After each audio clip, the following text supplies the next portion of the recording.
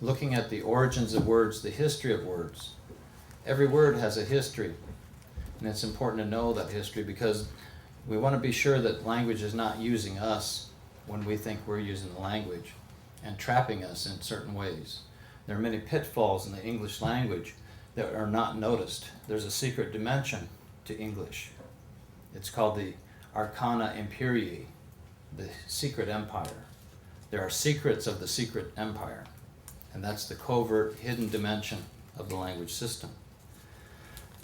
For example, if I hold up this book right here, and you see that title, what does that make you think of, this particular word? Anyone? Anyone I don't know? Anybody? Well, what does that mean to you? Go ahead. I mean, openness without restriction. Okay. Free? Let freedom ring? Faces Okay. of people. I'm sorry? Faces of people. Okay. So the point being that when most people see this word, they think free. But now let me give you an example of an iconic symbol in the society that goes with this. It's the Liberty Bell. Let freedom ring. What's fascinating about that is that it's actually a symbolism of a paradigm I'm going to be describing to you. And it's a paradigm of domination. When you look at that bell, what's it resting in? Under. What's it resting under? Do you know that? It looks like this in shape, has an opening there where the bell goes inside of it. And that's called a yoke. Okay?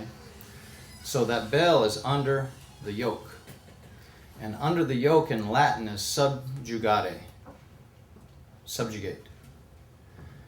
That dome represents the dome of empire. When you see the word free dome, the D-O-M on the end is actually a Latin term meaning Lord.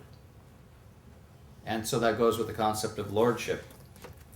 For example, the term Christendom. I looked this up in Latin in some of the papal documents that I mentioned a few minutes ago, and I was struck when I noticed that it actually is expressed in Latin with the terms Dominorum Christianorum. Dominorum in Latin is a tyrant or dictator. So Dominorum, or it really would be said to be a tyranny. Dominor is the tyrant. Domitor is the tyrant. Dominorum is a state or condition of tyranny. So Christianorum is the adjective that describes the type of tyranny. So it's a Christian tyranny, Christian dictatorship. That's amazing if you think about that. So the dome, D-O-M, Lord, is talking about a ruler, someone that's up high compared to the people who are down below.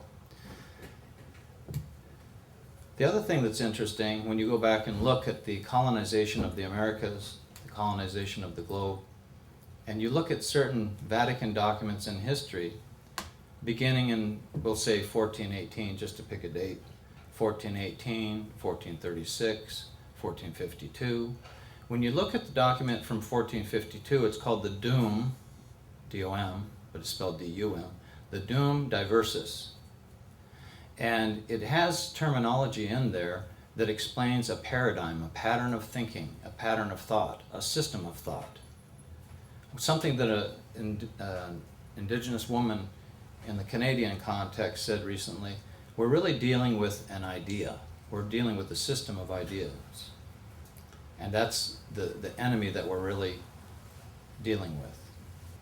So when I quote this document, listen very carefully to these key words, because it authorized the King of Portugal to go to the coast of Africa, the western coast of Africa, and here's the quote, to invade, capture, vanquish, subdue all Saracens, pagans, and other enemies of Christ, non-Christians in other words, to reduce their persons to perpetual slavery, and to take away all of their possessions and property.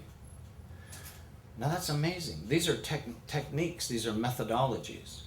Invade them, not just in terms of their territory, but invade them in terms of their emotional being, their mental being, okay, their physical being, in all aspects of their lives.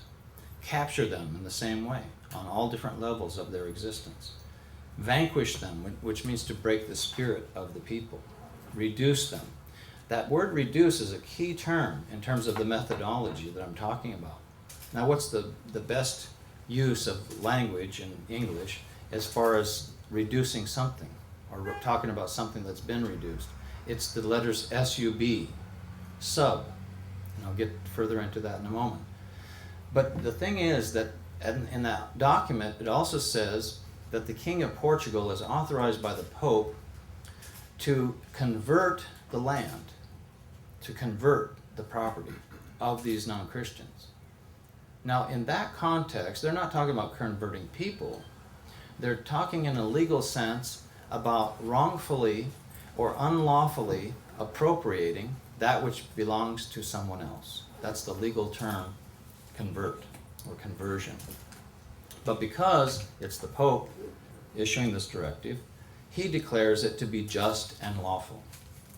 Now, if you go to 1493, shortly after Cristobal Colon went to the Caribbean and went back to Christendom, you see several other documents. One is called the Intercetra Papal Bull from May 4th, 1493. And that one calls for barbarous nations to be subjugated. So that's that term, subjugare, under the yoke. And to be brought to the Catholic faith and Christian religion in order to propagate the Christian empire, to plant the Christian empire. The planting goes with the term colonization, colere, okay, to cultivate and to design. So these are all patterns of planning, patterns of designing, all right?